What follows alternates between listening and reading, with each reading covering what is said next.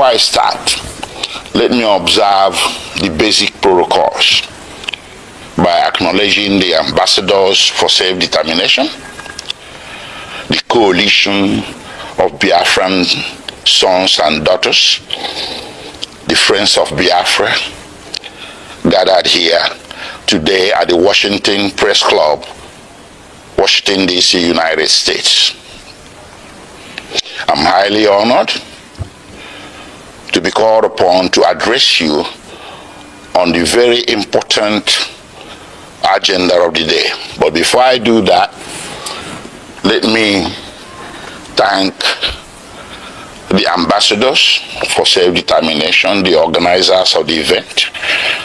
My profound thanks to the two men behind this powerful organization, the two brothers. I call them the A-team, the Wankwo brothers, Ben and Evan. I thank you so much for bringing this event to fruition. Well, let me begin by saying this. Ben and Evans have been at the front line of propagating the cause for self-determination, defending human rights in Nigeria, and calling for the release of Mazi Nnamdi Kanu, who is the subject matter of this very event today. Of course, the other subject matters, such as the right to self-determination and the persecution that is being levied against Christians in Nigeria in this current era. Ben and Evans, I thank you, and I thank all those who are behind you, seen and unseen, and your professional crew, and all that, and so many other people that I really do not want to mention here. So having said that, I would not burden you with slogans or sloganeering. I will not tell you what you know already. I will tell you what you don't know, or what you know but you don't know all of it. So today I'm wearing two hats. I'm speaking on behalf of Nnamdi Kanu. I'm also speaking on my own behalf. My name is Aloy Ejimako. I'm the special counsel to Mazi Nnamdi Kanu and the indigenous people of Biafra. And I'm speaking to you from a location in Nigeria. The man, Mazi Nnamdi Kanu, is well known. He's everywhere. He's on Wikipedia. He's an internationally acclaimed freedom fighter. But there's just a few things I need to tell you about him. What brought him to limelight was the formation of the indigenous people of Biafra in the United Kingdom in 2012. Simultaneously, he also founded Radio Biafra.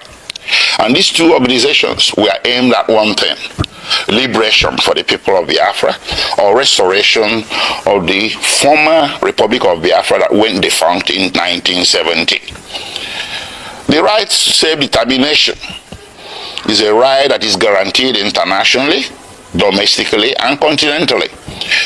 It's within the black letters of Nigerian law at Article 20 of the African Charter on Human and People's Rights. The right to self-determination is guaranteed. So the formation of IPOB did not break any law.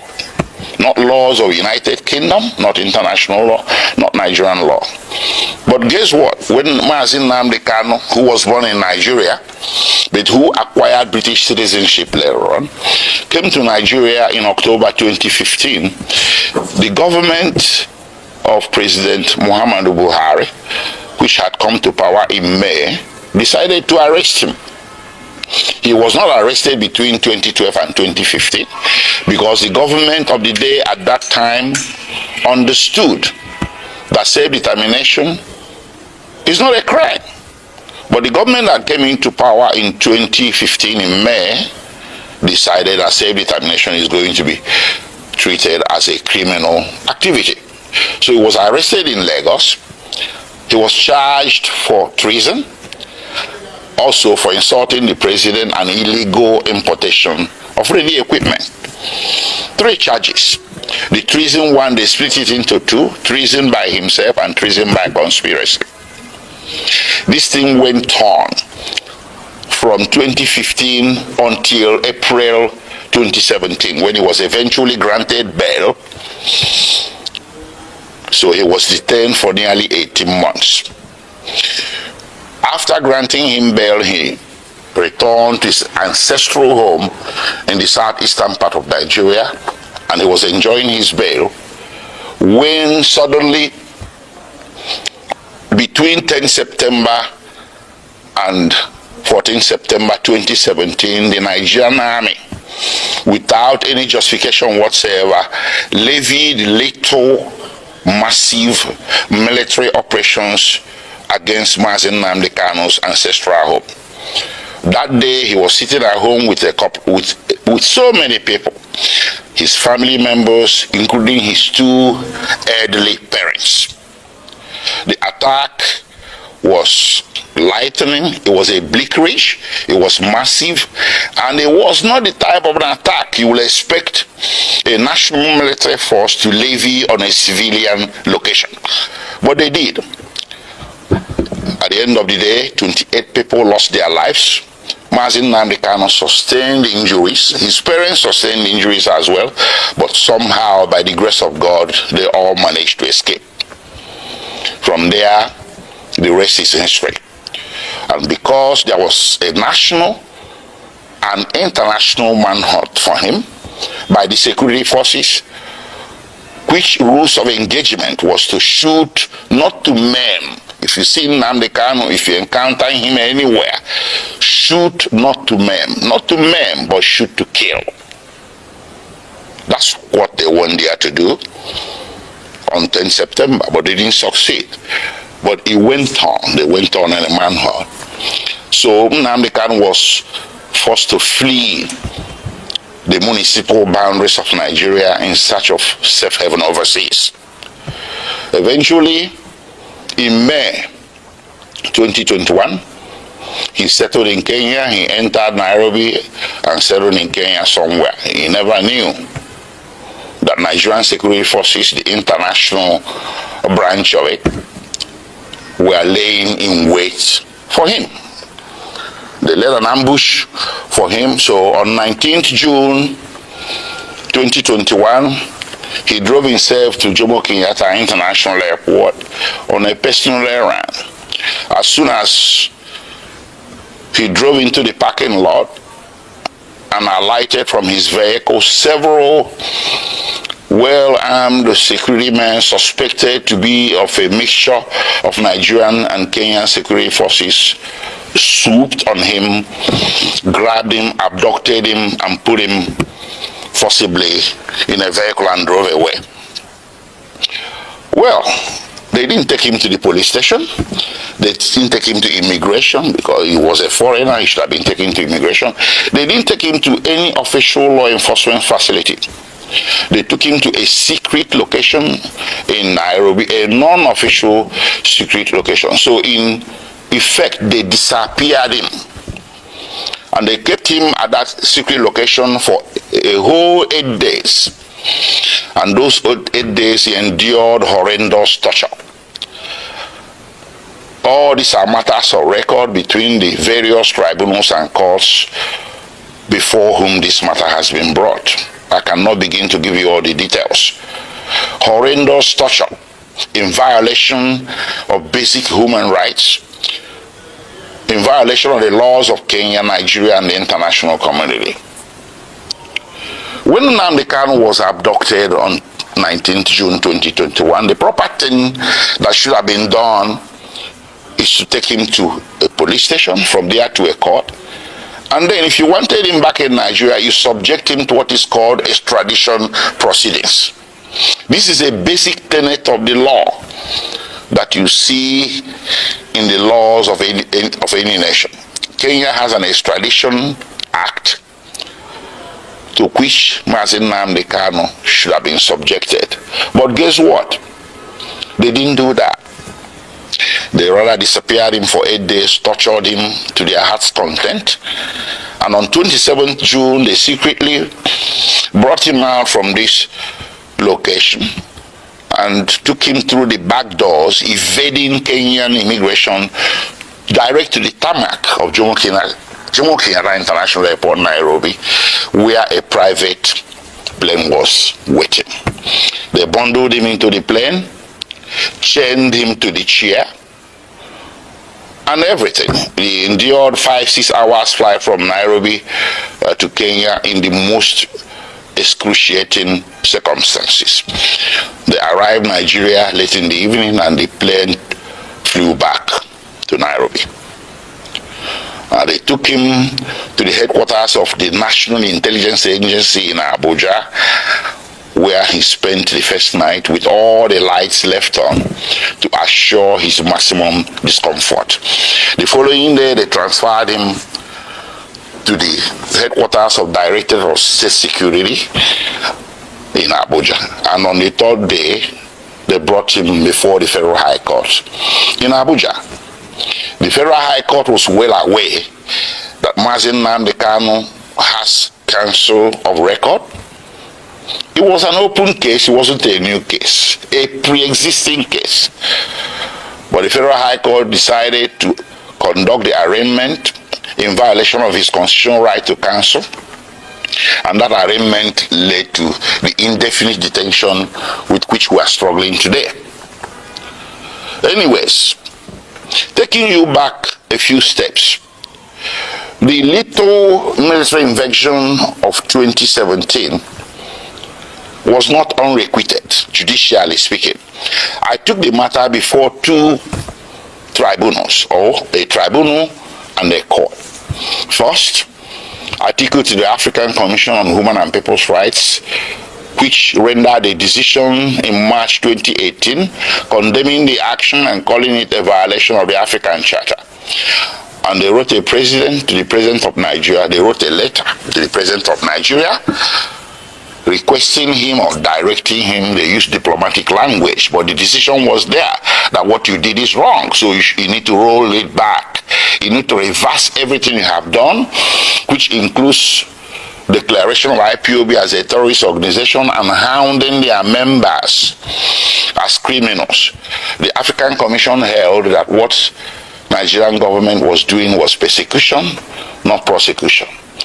That the IPOB and its members simply possess an inconvenient political opinion which the Nigerian government was seeking to suppress by means of punishment of some sort.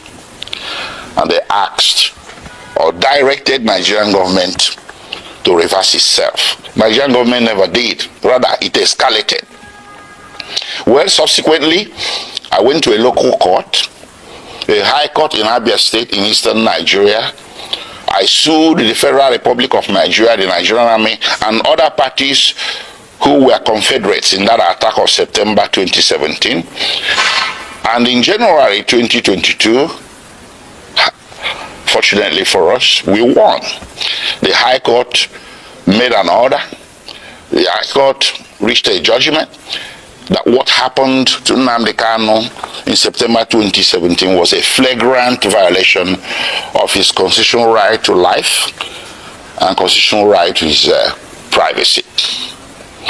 And the court proceeded to make an order ordering the federal government of Nigeria, or Federal Republic of Nigeria, to pay him a compensation of 1 billion Nigerian naira, which is over $1 million US.